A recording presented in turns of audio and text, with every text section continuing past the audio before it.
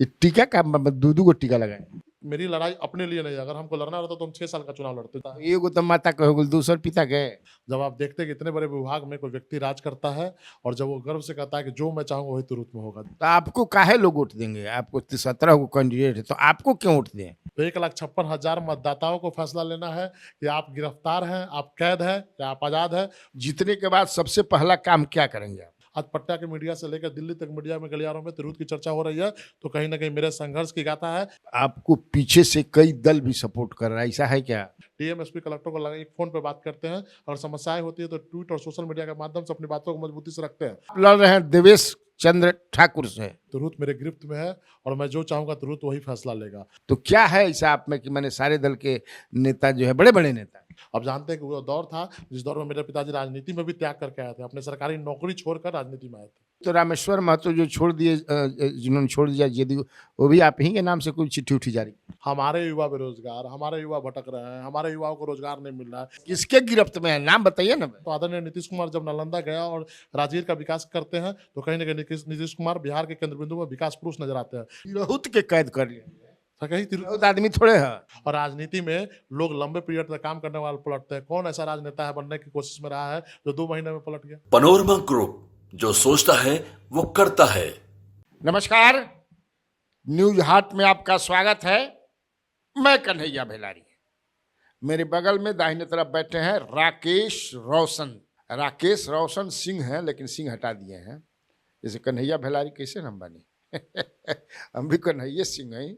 आज सिंह सिंह की लड़ाई है, भिड़ंत है। और ये जो है जंग में है तिरहुत के, तिरहुत स्नातक क्षेत्र से ये कैंडिडेट हैं। वहाँ 17-18 गो कैंडिडेट, वहाँ शायद 18 गो पूरा रहे, उसमें कोई राजेश एक रंजन थे, वो नहीं रहे। जी, राजेश कुमार रोशन जी जो उनका देहांत हो गया और वो बेचारे नहीं रहे और उनके 17 कैंडिडेट हैं जी। तो 17 कैंडिडेट हैं।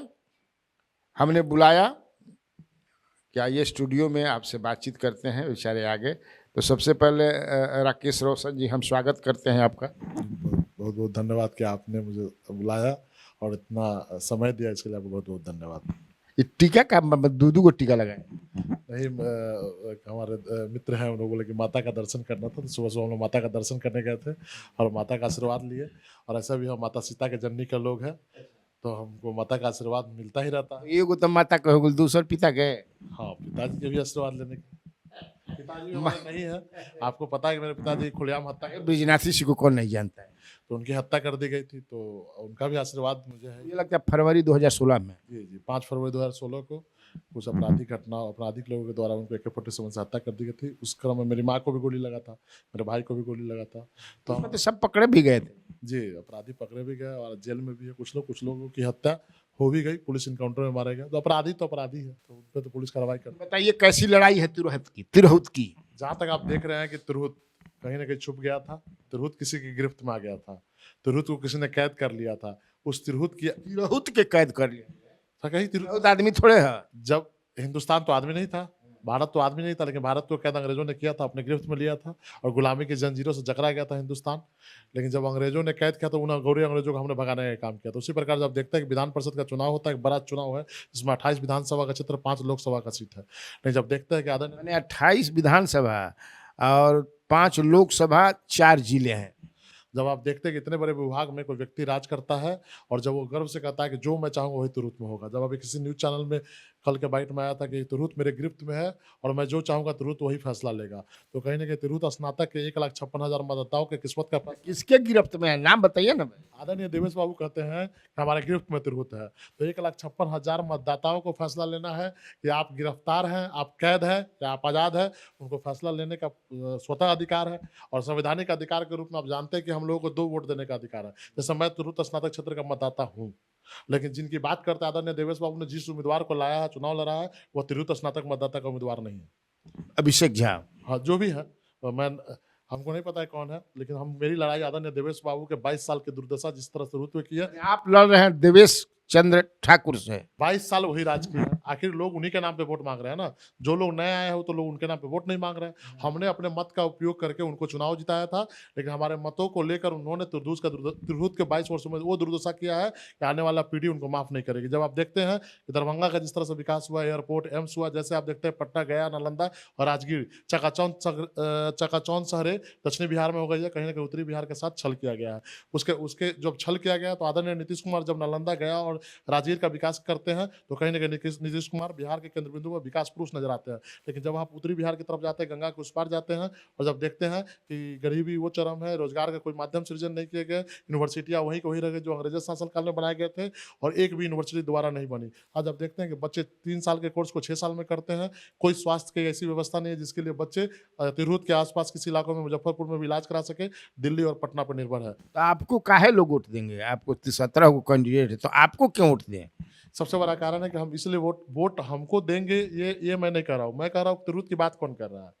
तिरहुत के लिए आगे का एजेंडा किसका है? तिरहुत के विकास की बात करेगा? कौन तिरहुत के लिए लड़ रहा है? कौन इसने तिरहुत के लिए त्याग दिया? आप जहां तक आप जानते हैं कि हम किसी दल में भी थे, उस दल का त्याग करके हम तिरहुत की बात करने के लिए आए। हम 10 साल चाहते हैं कि तिरहुत में ऐसी व्यवस्था बने जो हमारा तिरहुत उससे छूट गया है।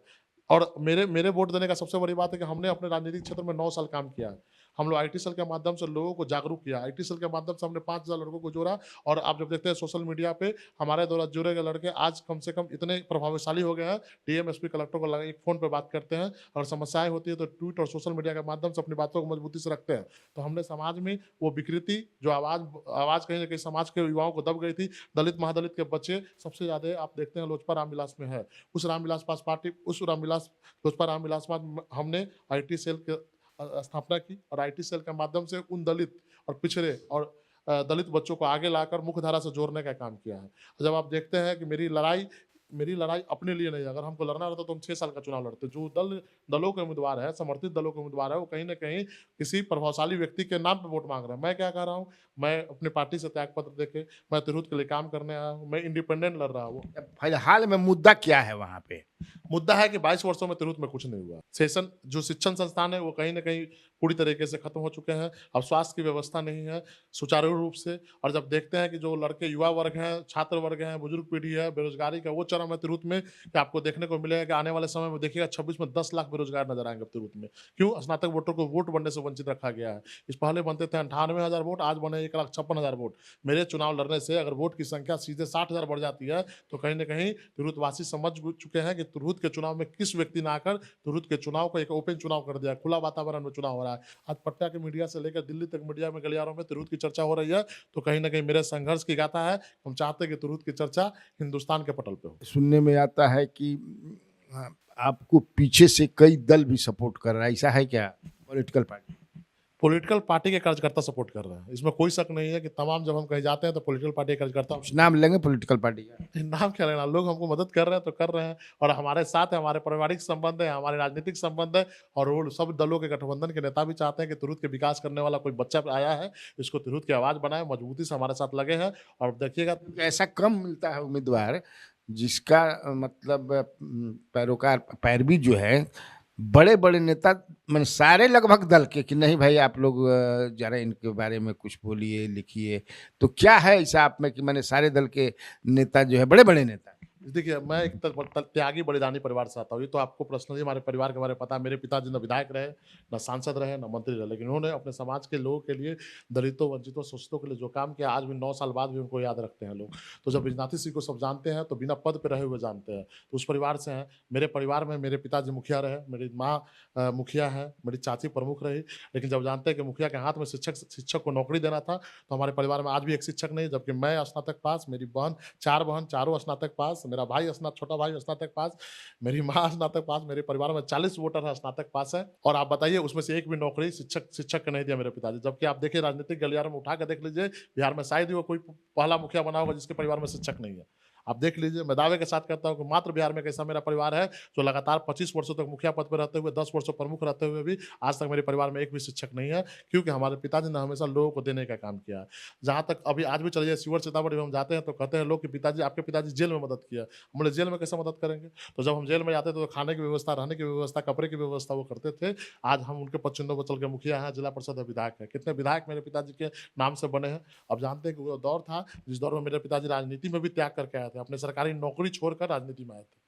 वो बिहार पुलिस में भी थे और नौकरी छोड़कर बिहार पुलिस का और राजनीति में आकर लोगों के अन्याय, उस समय के शासक के खिलाफ में अन्याय के लिए लड़ाई की थी। तो जब जानते हैं कि हम उस परिवार से भी आते हैं, 9 सालों में हमने जमीन पर काम किया है, लोगों को जोड़ा है। चिराग पासवान जी की बिहारी फर्स्ट यात्रा के दौरान हमने ही कहा था कि भैया आप इसमें माता सीता का वर्णन कीजिए। माता सीता का वर्णन करने का मतलब क्या था कि माता सीता का भव्य मंदिर बनाएंगे जो बिहारी फर्स्ट। आपने ये सलाह दी थी। हाँ, और आज देखिए कि मात्र 4 वर्षों के बाद माता सीता का भव्य मंदिर बनने जा रहा है।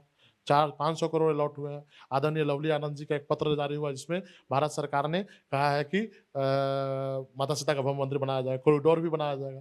तो हम आपके चैनल से मांग करते हैं कि बहुत अच्छी बात। अभी तो रामेश्वर महतो जो छोड़ दिए, जिन्होंने छोड़ दिया जेडीयू, वो भी आप ही के नाम से कोई चिट्ठी उठी जारी?